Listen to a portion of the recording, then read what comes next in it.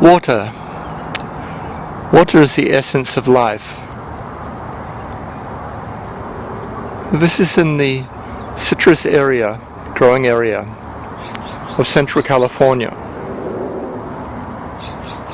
This canal brings water from the north of California to the center and later to the south, to Southern California. Around this area, we see so many citrus trees. The hills, Sequoia Hills, Sequoia National Park, Sequoia National Forest, surround on the west. There is the ocean, a long way away. This water provides economic wealth and prosperity to this area.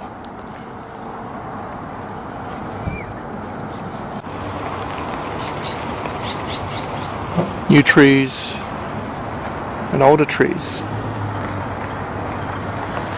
So providing nutrition, farmer's truck,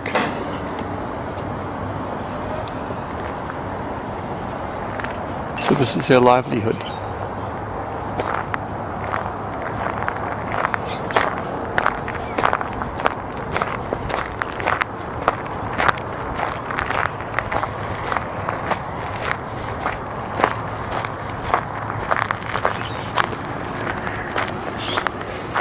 So even these young trees have fruits.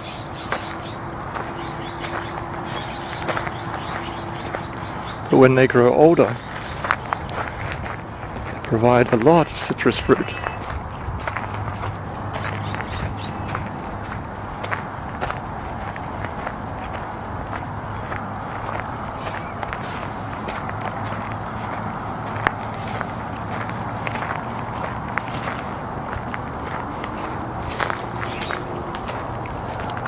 Oranges.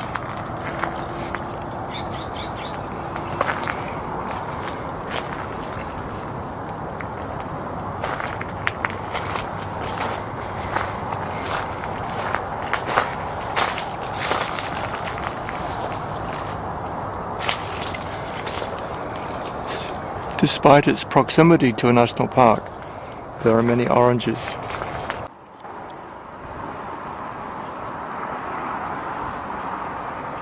So still run by the Army Corps of Engineers.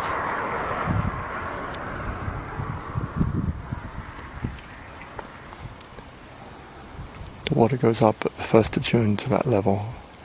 The spring melts and it's used, goes down every year. So in September it's down here. It's leading up to September. Up there is a national park. It's a recreation area in the water. But this water is used for irrigation.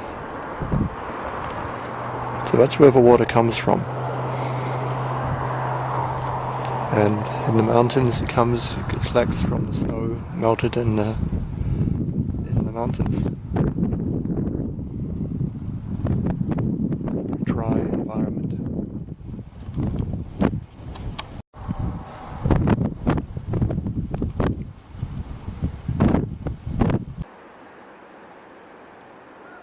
Further up the river, see the river? It's an interesting tree, like a peach tree.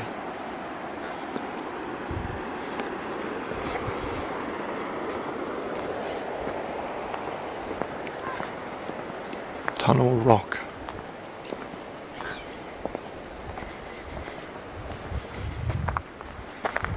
In the past it used to be a road tunnel.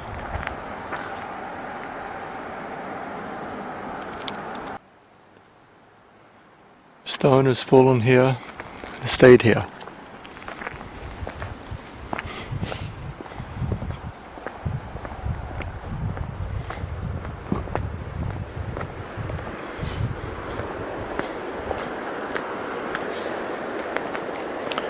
with the seasons.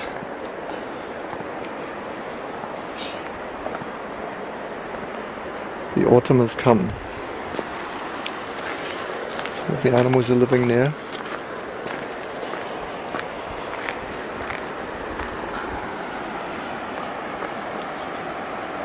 Up the river valley.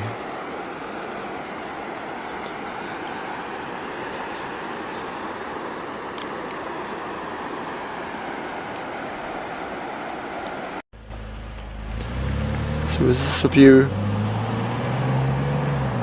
here. It's Meadow Rock, 2,050 meters high.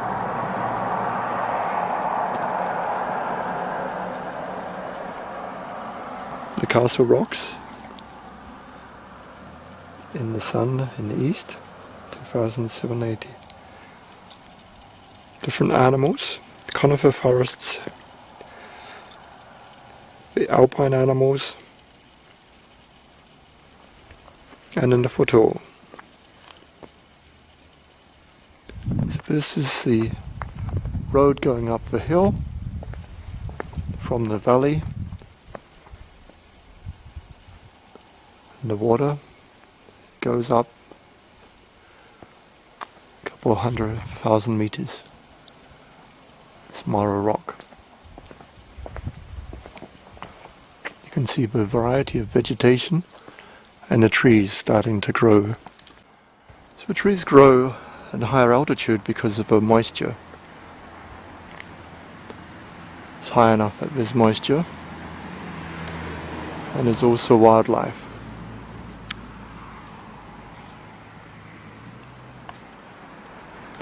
In the forest, bears and other animals.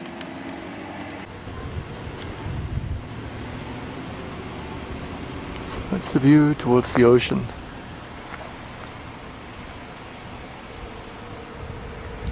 The Alpine Divide, rocks.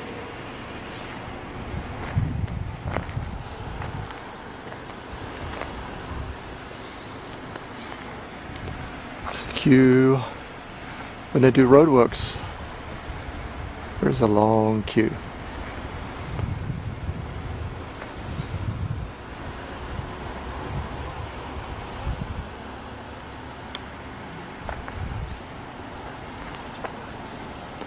See the cars coming up the hill to this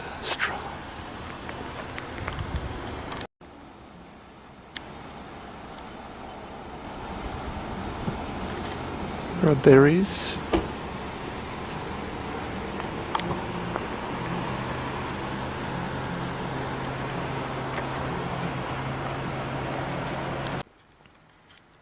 The top of the hill is the giant forest. This is called Auto Log. It's 26 feet at the bottom. It's an old fallen tree. You can see the length of it.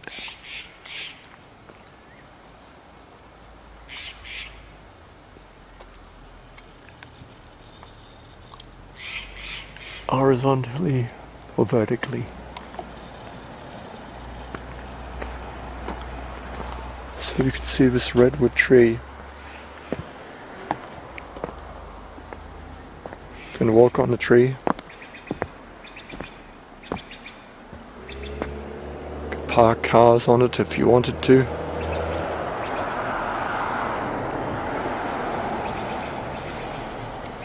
So this is a giant forest. Different trails for people to walk.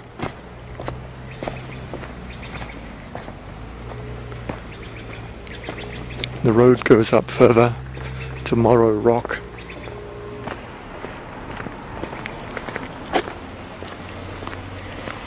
So this is the remains of the tree. Felled in 1917, 101 years. So people drive onto the car, onto the log, take a photograph. Right now it's closed for cars to do so.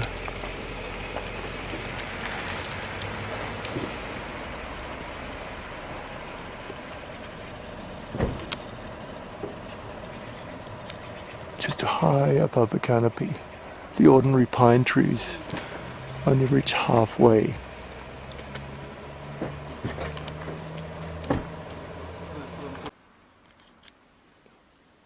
Just to show the size, this is a car. And this is a tree. A giant forest. Trees. Mixture of ponderosa pine and sequoia trees.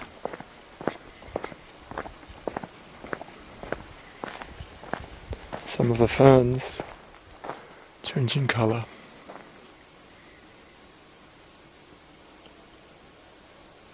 So just see the size of this tree.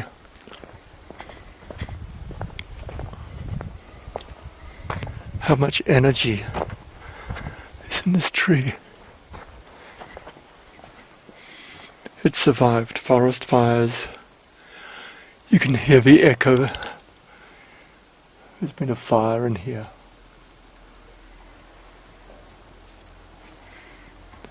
The resin is so strong, the bark is so thick.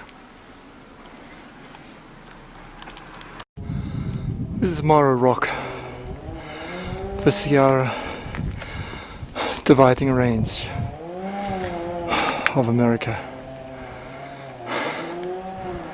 You can see the rock is very steep, and I've made a path to climb up. That is the forest with the giant sequoias. As you can see on top, we're now at their height. Foresters are at work. Extreme danger. Immediately return to your car. If there's dark clouds, thunder, hail, or rain hissing in the air, static electricity, you would not want to be hit by lightning on top of this rock. As you can see, some people have climbed out. That is the river valley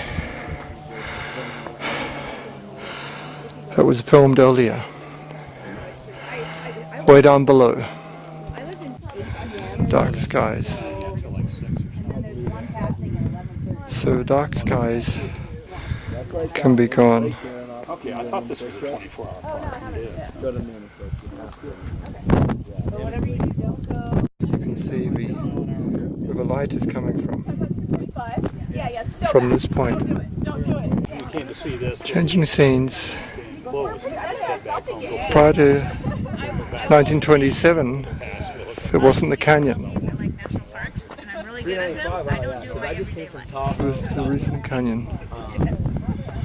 It's difficult to listen for wildlife because people are chatting. Forest from a fire. So with a fire, the young seeds are fertilized and they can plant.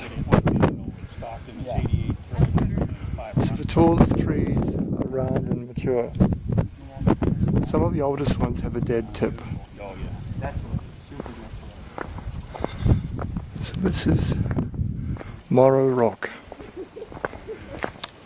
Yes, we're going to stay inside the railing. So what's in the air? For in the past, it was forest dry smoke. Different things in the air. Way in the distance, it may have been possible to see the ocean once, but not now. You can see the colonization of the rock through lichens. And other plants and even trees. The power of life, even a tree can somehow grow on top of this rock.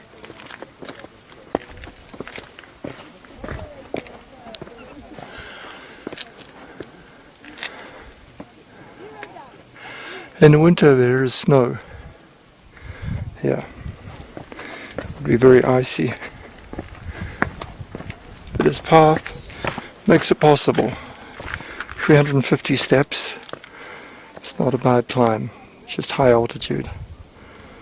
And this here cliff face, that's the road drove up. The traffic jam from the roadworks. It's amazing that this tree has grown here. It is dead now. Must have dried out just too much in one summer. This granite seems to be in slices. You can see the rock. Let's go back to the forest. So winter ice will be dramatic.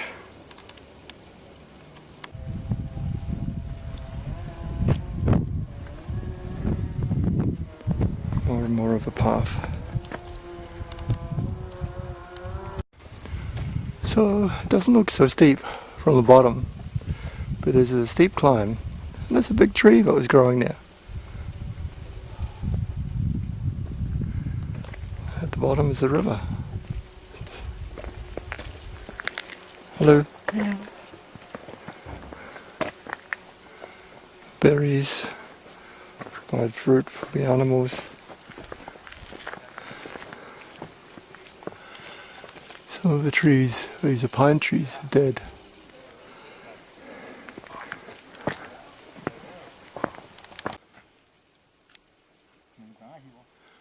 So the cavalry used to guard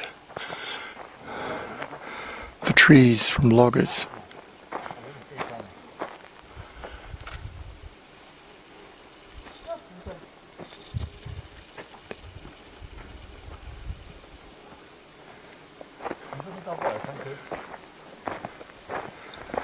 See the size of these trees. So that was the view.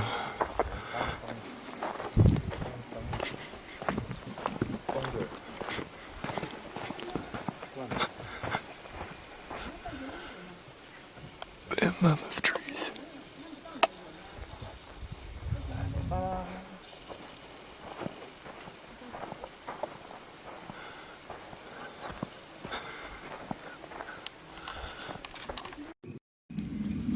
So this is a tunnel tree. This tree has fallen over. You can put your car underneath the tree.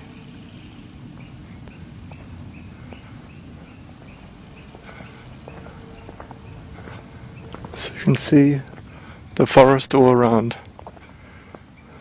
These giant trees eventually will pass away. Same as us. But they create such a great habitat while they're alive. The dead tree at the top, the branches are slightly dead, gradually dying. The tree will die. Maybe 1,000 years. So the Great Depression, the Civilian Conservation Corps was giving young people a job. So there was tunnel rock they made, auto log, which we saw, and then this is a tunnel log. So it fell in December 1937. The tree is 275 feet long. The base diameter is 21 feet.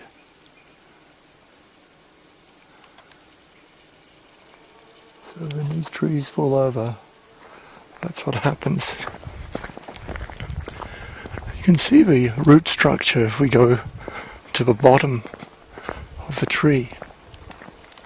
It may have fallen over in 1937, but you can still see remnants of the major parts of this tree where it has survived. You can see this used to be where the tree was rooted. The massive size of this tree and the root structure that must have supported it. We can see from the other trees just how big they are and how much weight needs to be supported. A ponderosa pine is already tall. It is half size.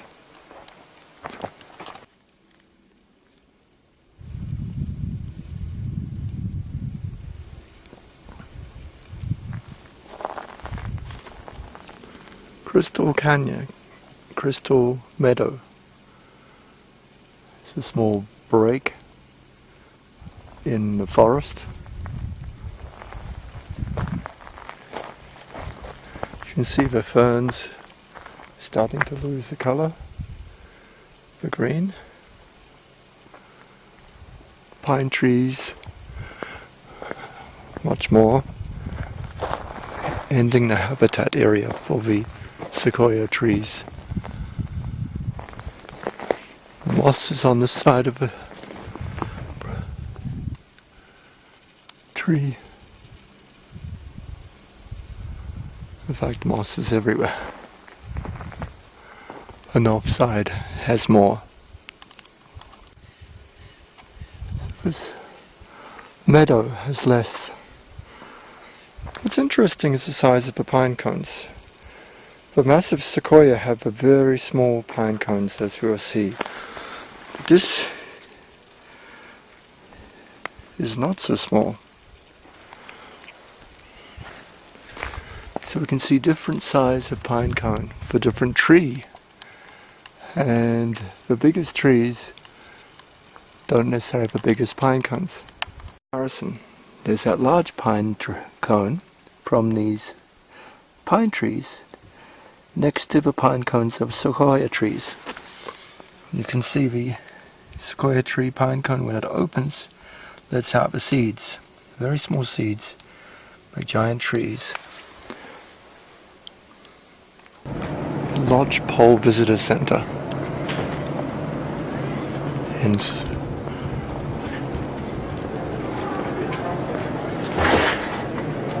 to protect the bats, you must sanitize your shoes.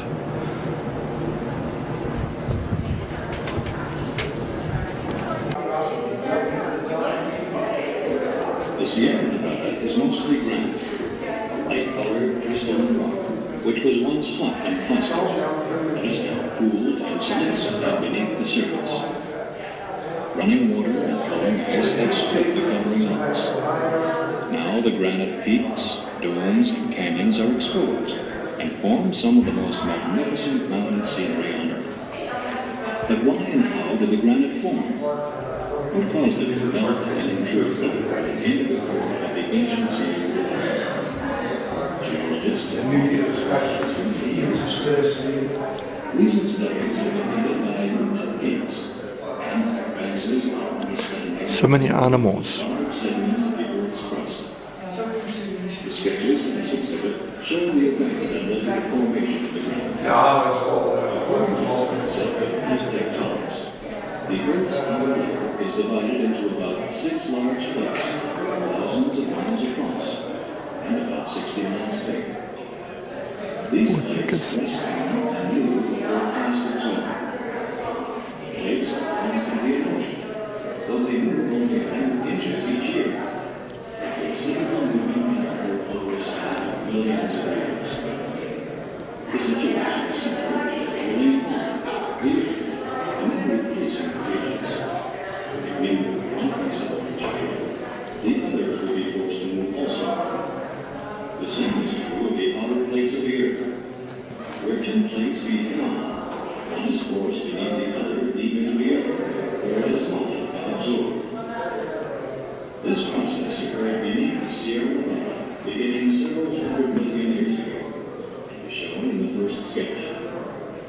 In western North America, about 150 million years ago, 2 of the Earth's plates were moving against one another. The oceanic sliding down and under the continental. The next diagram shows that the downgoing slide is rocks in the western edge of the continent are squeezed, full, of overlapping slides. It's a nice mural. you can see, many species interdependent. The photo sketch illustrates how continued movement and heating of material on an ongoing slab caused it to partly melt. Quail. This plastic and molten material eventually lost its strength and could not be forced deeper. Instead, it began to rise buoyantly into the upper crust, where it pushed some of the roof rocks aside and melted others. Some of this molten material escaped to the surface as lava, forming volcanoes. Most of it, however, remained buried several miles below the surface, where it cooled and crystallized into granite. Since cooling of the youngest granite mass about 80 million years ago, movement of the downgoing slab stopped in this area. It is still going on around the Pacific Ocean, where volcanoes are active. It's more of a display. In the Sierra Nevada, other forces began to dominate. The thickening of the crest under the Sierra Nevada caused the ground surface to rise above the sea. Rivers began to 1890. and to carry the roof rocks as sand and gravel into the Great Valley of California. Finally, beginning 3 million years ago, during the ice age, glaciers completed the sculpturing of now-exposed granite to produce the sharp peaks and U-shaped canyons we see today in the high country. The rivers of water and small residual glaciers are still carved into the rising Sierra Nevada. Just some of the environmental problems. Change is inevitable in our dynamic Earth, but no one can say what the next 208 years will bring.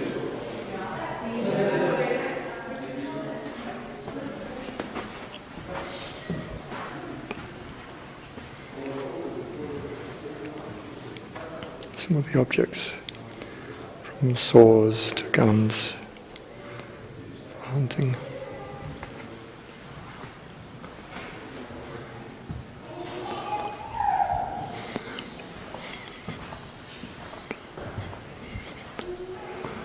On this side,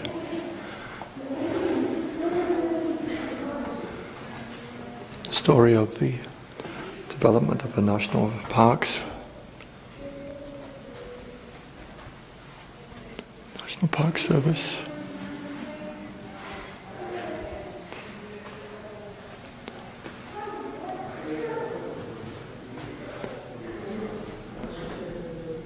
Theodore Roosevelt and John Muir.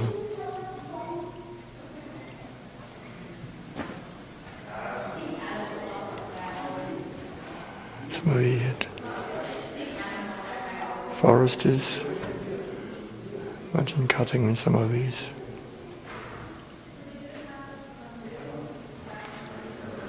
Prospectors for mining.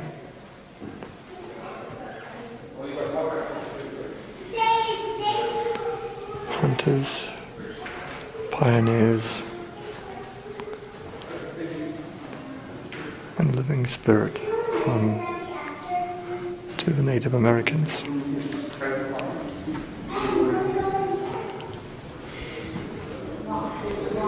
Soldiers came to protect it from poaching. 1903. Yet we still read in Africa today, 120 years later, people poaching. Need more soldiers.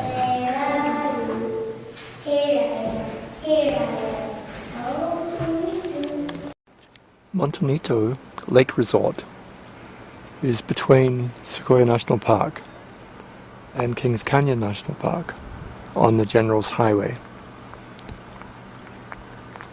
So it is a mountain lake. I guess a camping spot for people to enjoy in the midst of a forest. There's pine trees. Seems to be an artificial lake, or maybe just a depression in the hill.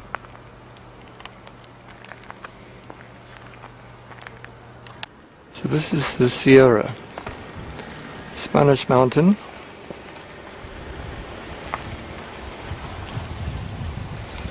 Different ridges, looking up Kings Canyon.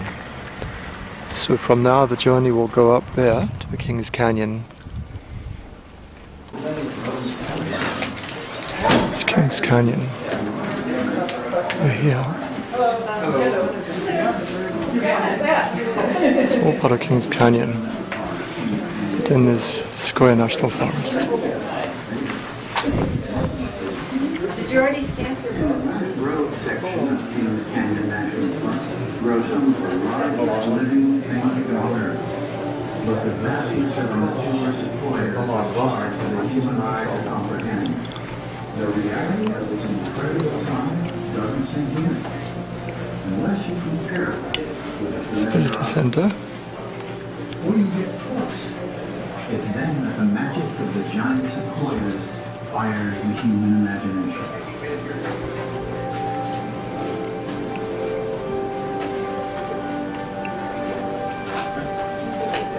Some of the biggest of these giant trees are easily accessible by the Grand Tree Trail.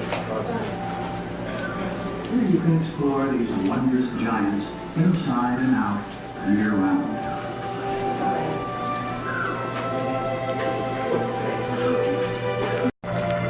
The General Grant tree is one of the largest in the world. Over 40 feet in diameter, nearly 270 feet tall, some 1,600 years old.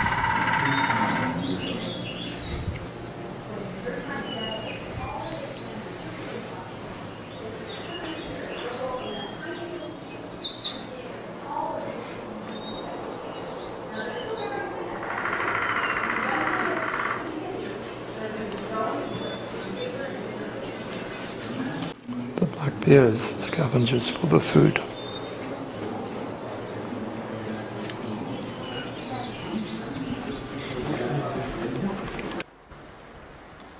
So after the visitor center, driving through on the road towards Cedar Grove, down the Kings Canyon, although this is Sequoia National Forest land, it links between the two parts of Kings Canyon.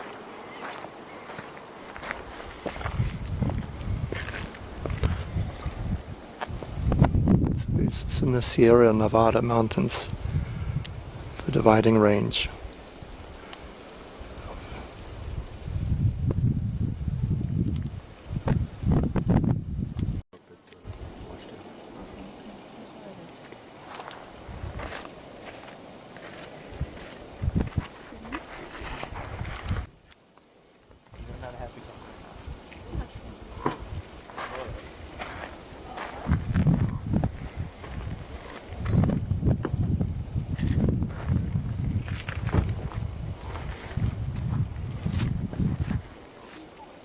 Kings Canyon.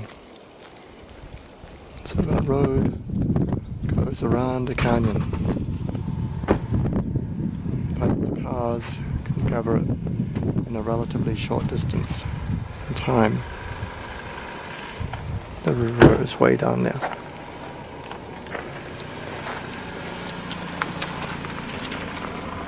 So there's a Middle Fork Kings River and a South Fork Kings River. That's Mount Harrington, it's 11,000 feet. In the distance, University Peak, it's 13,632. Spanish Mountain, 10,051 feet. So these ridges are high.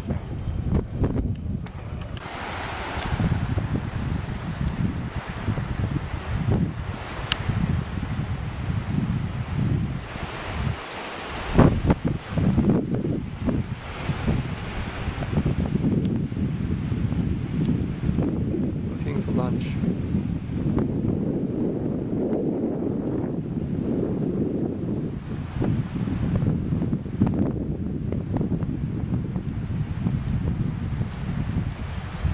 Flying through the canyon. Such is the life. It's called 10 Mile Creek.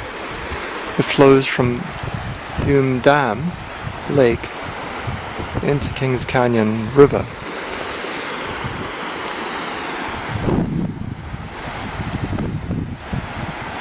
Supporting larger trees and some vegetation. what is otherwise quite dry.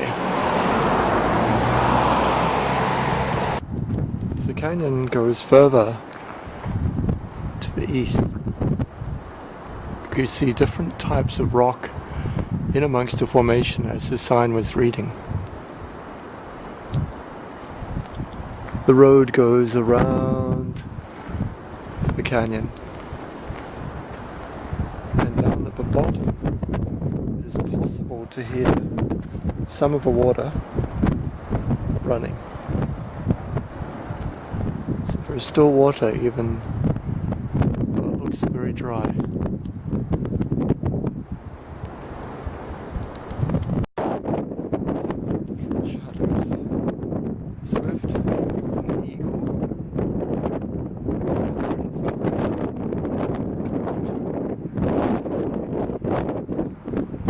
Birds inhabiting the canyon.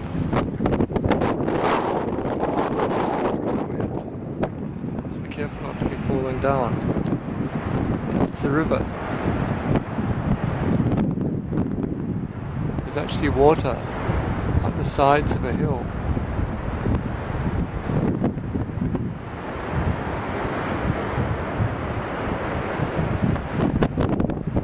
This is a steep canyon.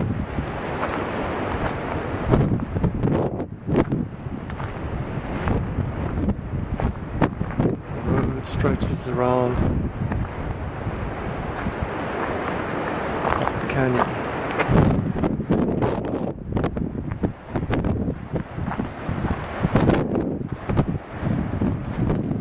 So one can feel the water.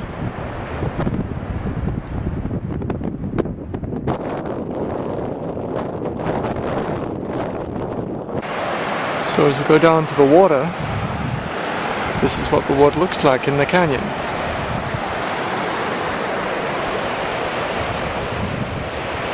This canyon, there's water, trees lining it. Makes it pleasant.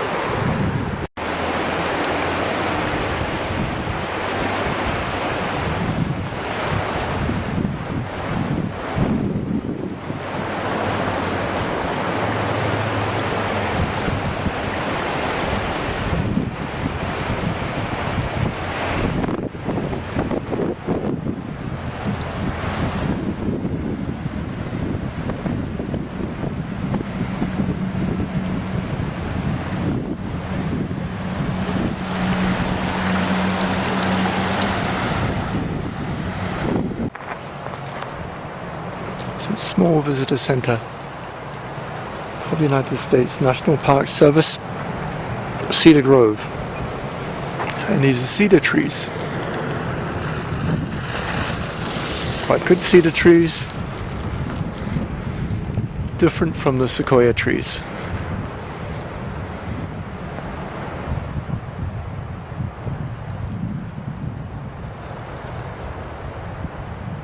Cedars in their own right are wonderful trees. I have many pine cedar cones here.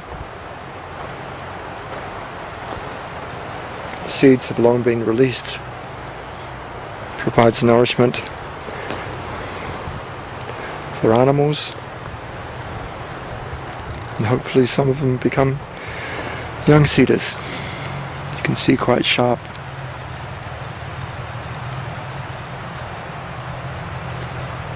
They also have a catch and release fishing program to try and promote native species.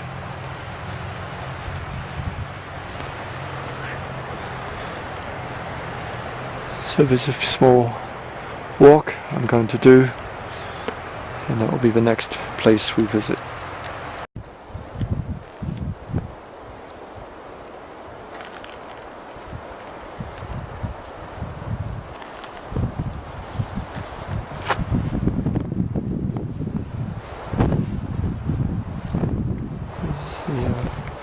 Picture of the glaciers. Cannot see them right here. Driving further up the canyon.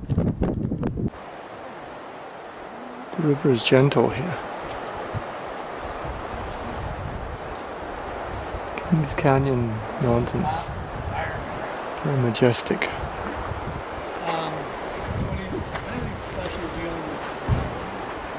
This tree has fallen, and you can see some more. May follow it in the future.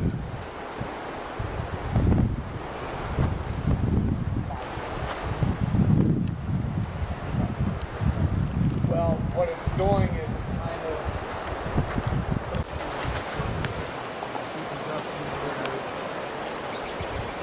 Mixture of mauve and blue.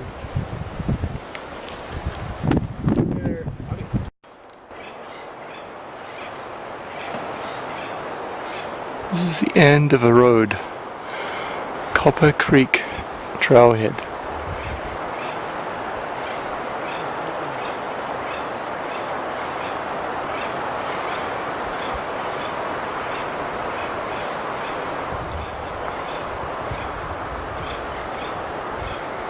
This is here. It's for very serious walking.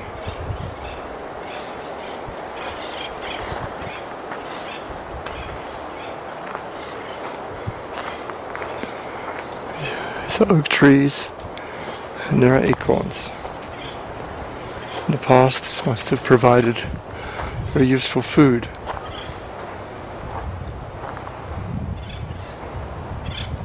Pets, weapons, and wheeled vehicles prohibited.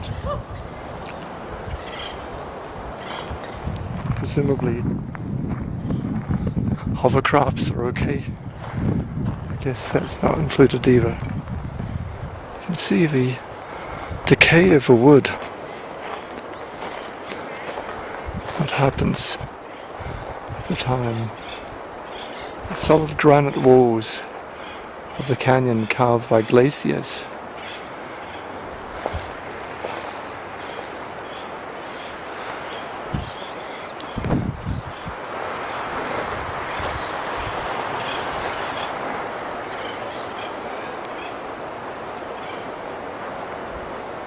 Further up the canyon, there is no road. You can walk, but it's a long way. So it's sort of surrounded on all sides.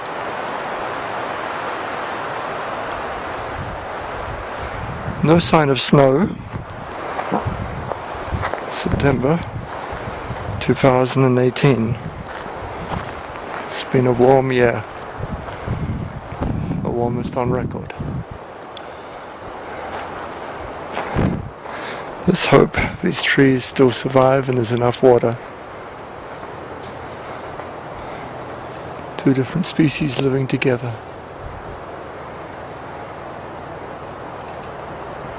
On the top of the mountain there are also pine trees. So this is a food storage to keep it away from bears, keeping different scented things inside to keep it away.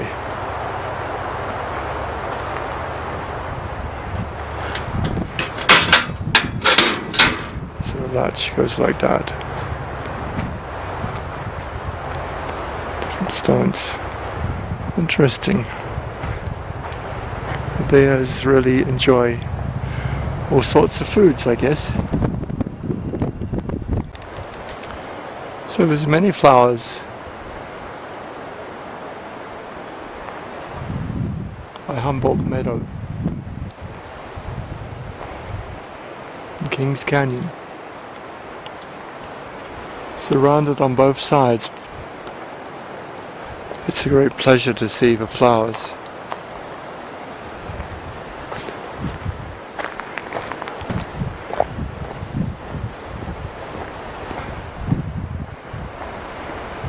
The South Fork of Kings River.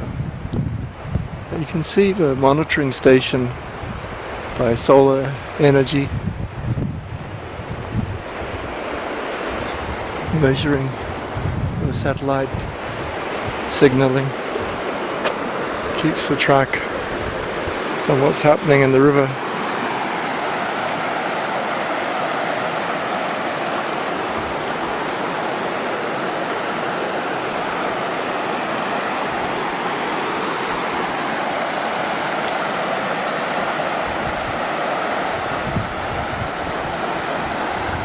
tree roots must be submerged in the water all the time. The branches have moss growing, the dead ones.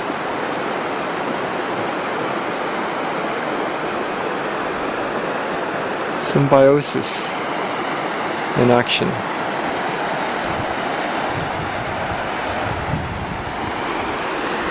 Many of the native fish have been displaced by introduced fish, but they're still trying to recover them.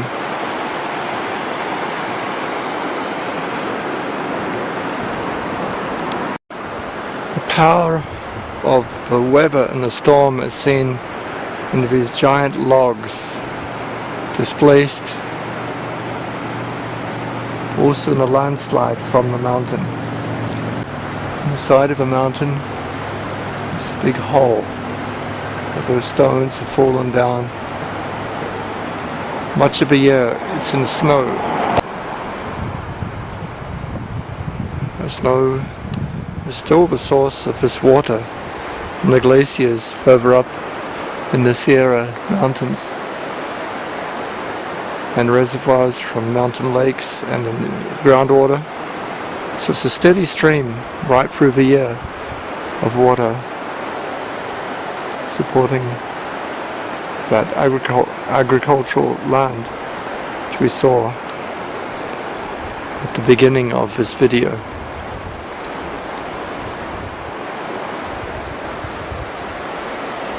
So although mountains are not alive, the fact that they bring rain, they attract clouds, they change the climate, they're an intricate part of the ecosystem, allowing all life to exist.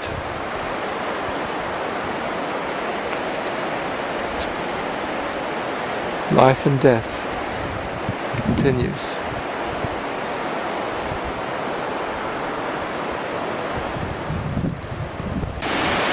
Roaring river waterfalls. It's a nice pond coming out of a mountain.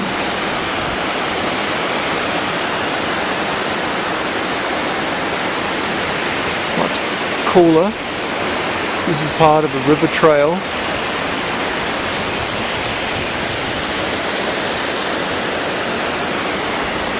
So the ground looks so dry, but this water is so abundant. A lot of insects are buzzing around.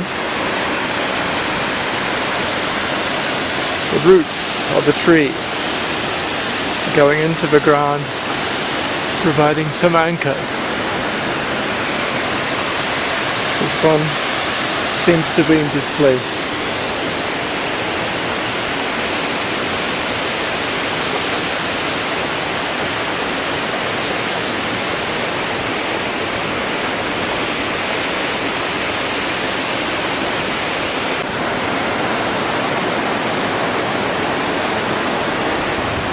Water waves down, goes down here into the pond, into the valley,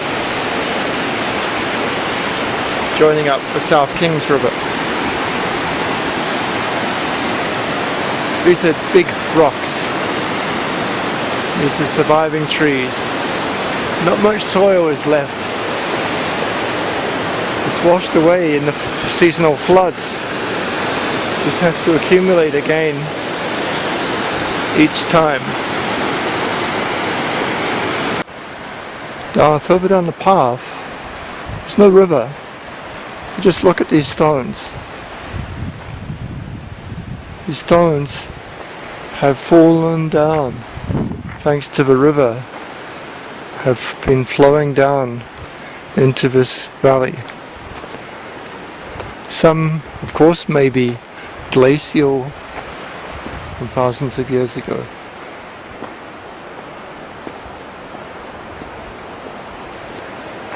Always a sign of action as the climate changes. From both sides, the stones and rivers come. So the Kings River flows and flows until it reaches the sea. Well, in the past. Now it goes to that lakes and irrigation systems. Eventually reaches the sea. It's used for agriculture. You can see the young willows taking root. They trap the soil. So this place is a lot more soil than the Roaring River, and that is because partly a more gentle flow, and also this action of the trees here, their roots keeping the soil together so that it provides the beginning of soil which can be used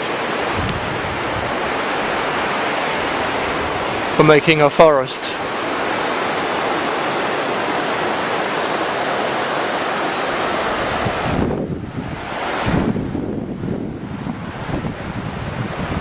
This little opening, there's a lot of competition. Which trees will grow larger?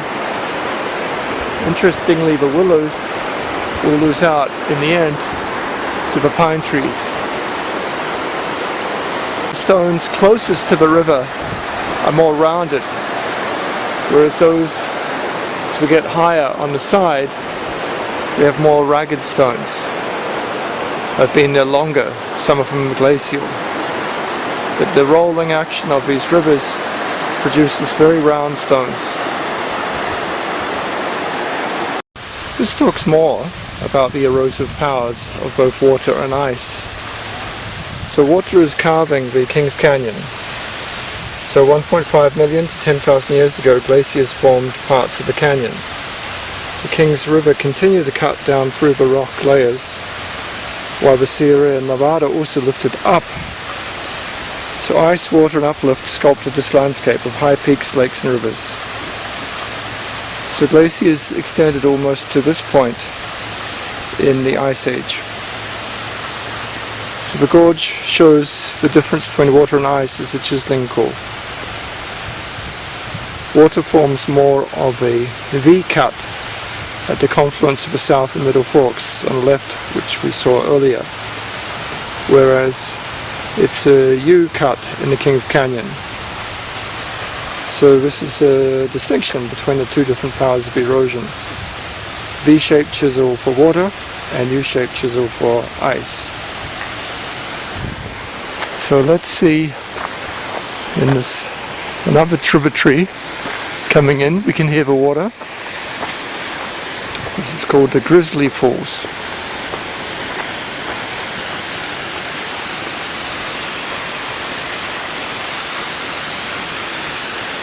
Flowing in nicely.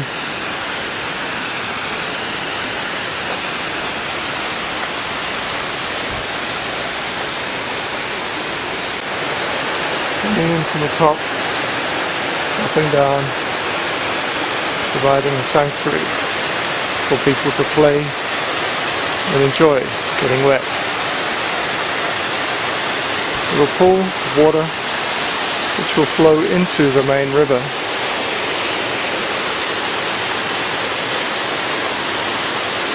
Also obviously signs of erosion in times of floods.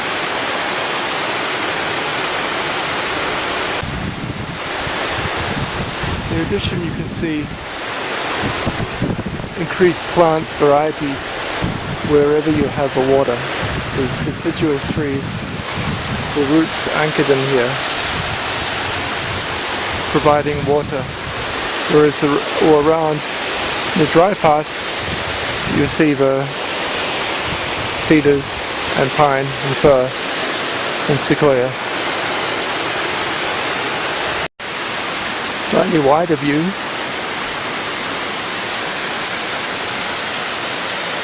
You see the survival instinct in these root structures. Now originally these roots were in the soil, but here has been eroded as well. But still, the tree must have deep enough roots to survive.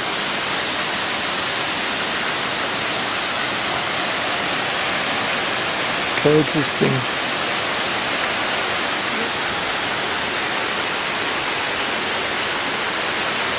seems to be a good foundation.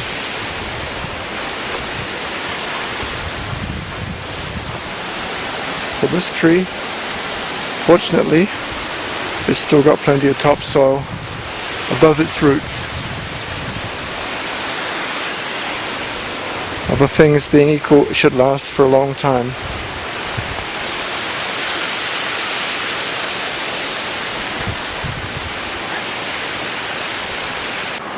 So that's Grizzly Falls.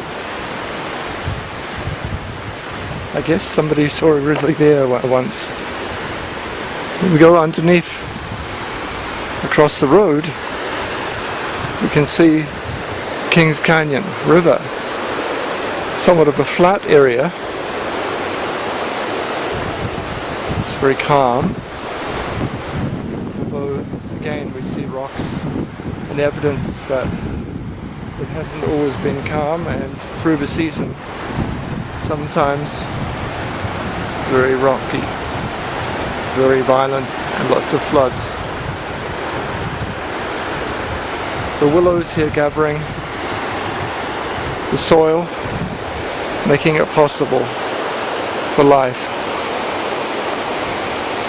As you can see on top, away from the water, it's really a struggle for survival.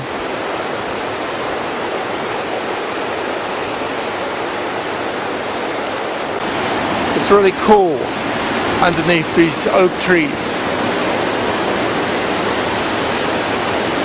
These are massive trees that have lived here for several hundred years, next to the Kings River. So these rocks have trapped the soil, trapped the roots, and provide an ideal location.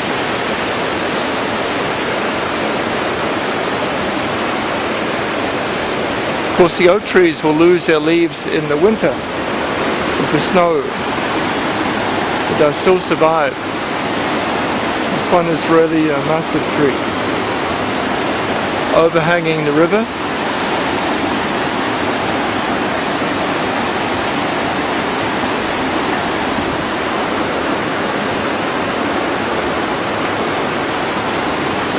These havens of nature have been lost.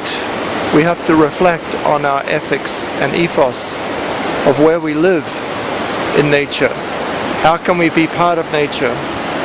If we grow up and evolve together with nature, the concrete jungle of a city is not natural. Can we adapt? Can we one day live happily there? Or do we have to go back to nature? Or bring nature to us? The flowing water, the wind, all these make us close to nature. They lift our spirit and they provide energy to us. I hope this journey has been a good reflection, and that you yourselves will one day be able to come, not only to see these great sequoia trees we started with, but Kings Canyon, the water, the nature, the life, such ecological diversity.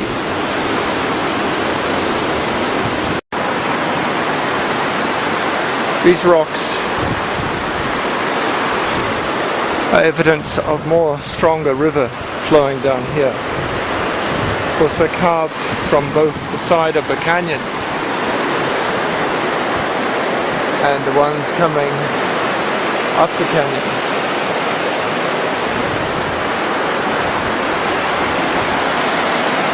You can see different types of rock, from these orange to the granite.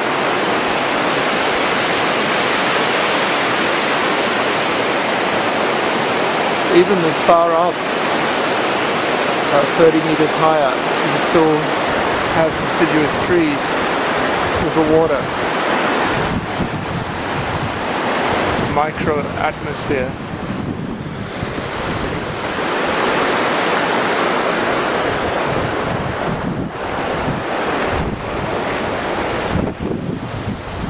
At this point, is between Cedar Grove and Grant Grove.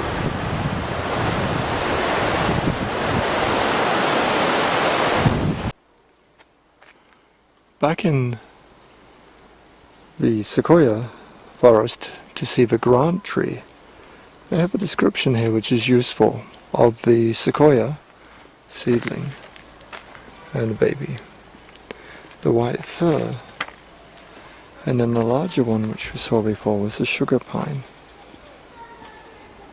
whereas the incense sequoia is a quite different seed. And that's what the saplings look like. This is the Grant tree. It's the second largest tree in the world. Sherman tree. You can look at the other video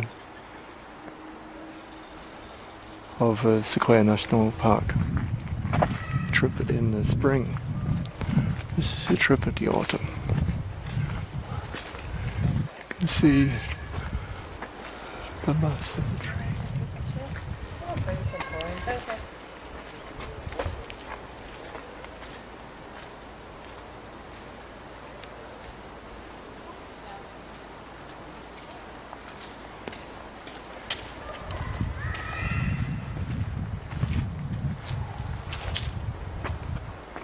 The nation's Christmas tree, 40 feet.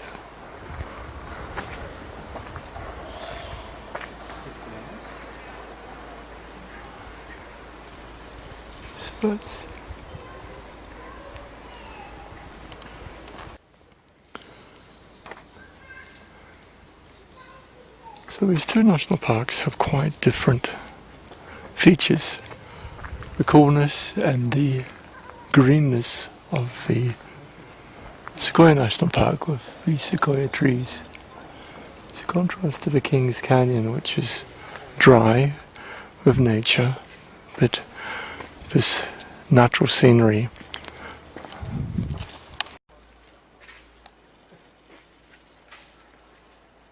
You can see people.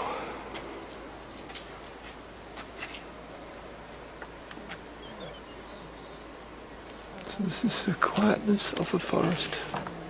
It's a nice place to sit. In the future, come back in 100 years, there's probably more giant sequoia filling up this patch, this empty patch for vegetation.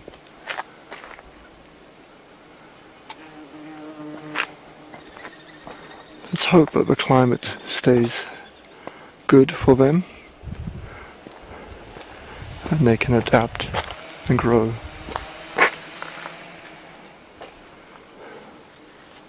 100 years ago, many of them were cut by the chainsaws. Well, not the chainsaws, by hand saws. The chainsaws are used for clearing up old things now. But these trees are preserved.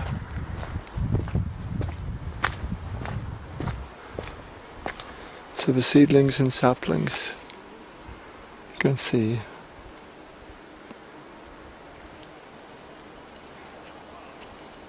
So the change over time to fill up his shape.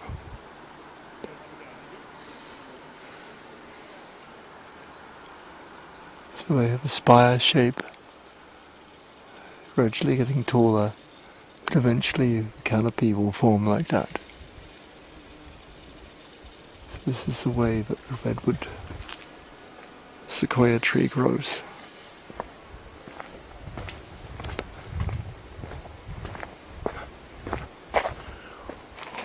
We all grow from seeds.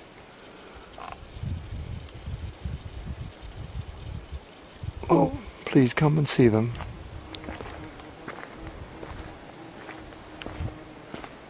It's very peaceful location.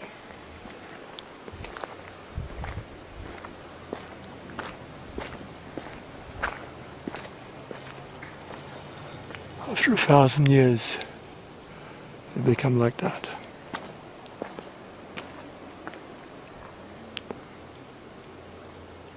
The Sherman tree is 1,500 years older than the Grant tree. So around 2,000 or 3,000 years old. Depends on the conditions where they grow as to how fast and how big they will grow. When they fall over, you can see the immensity of them.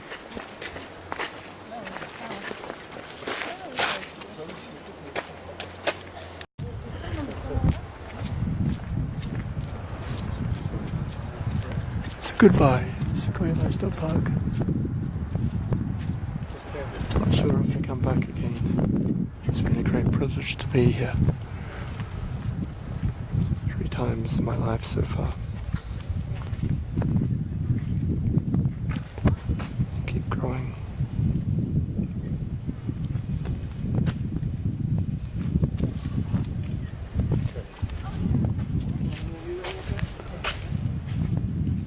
Never give up your dreams.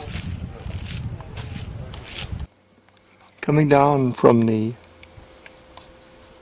national park, we come through the hills,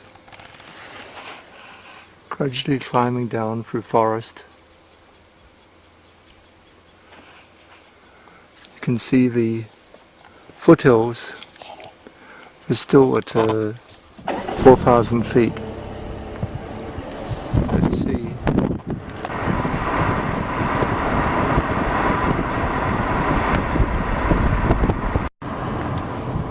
These are the foothills going down towards the ocean.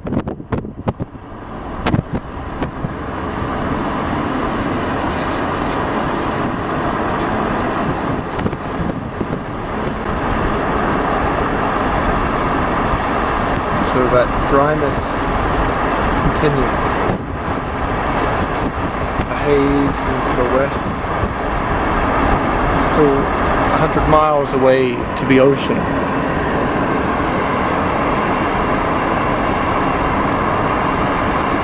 Before that, there'll be citrus groves at the end of the foothills.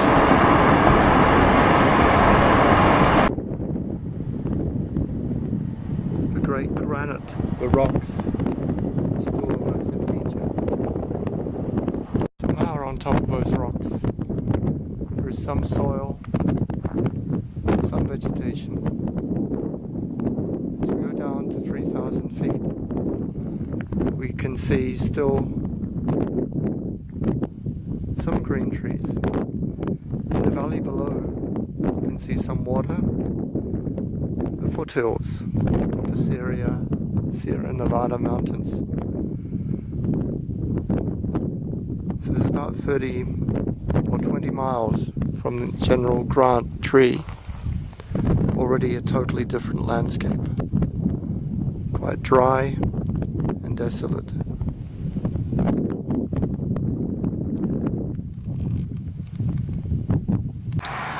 Further down the valley, looking back at the hills, the National Forest, National Park, you can see the pasture here.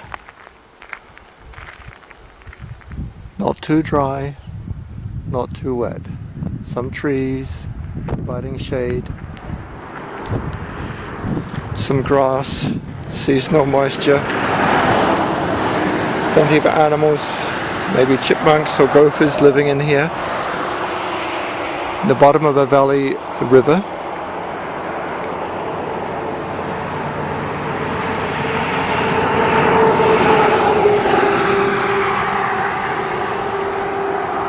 The dry grass. So this is the dry lands, the foothills of the Sierra Nevada mountains.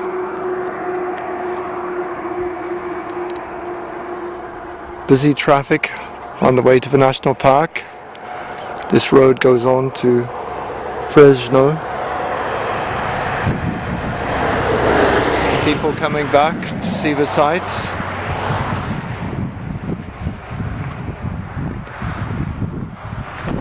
Eventually we're going to hit the citrus forests.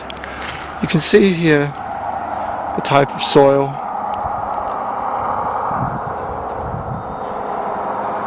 How nice it is to have a national park.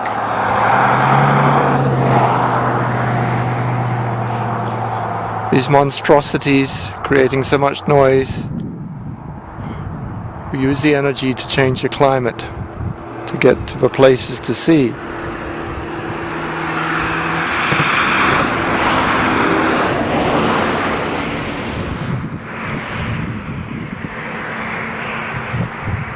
A fragile world.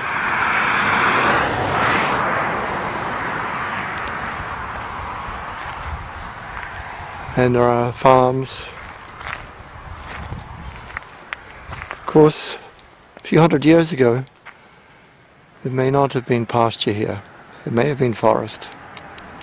But once it's converted, it's difficult to go back to forest. I hope you enjoyed this journey. Goodbye for now.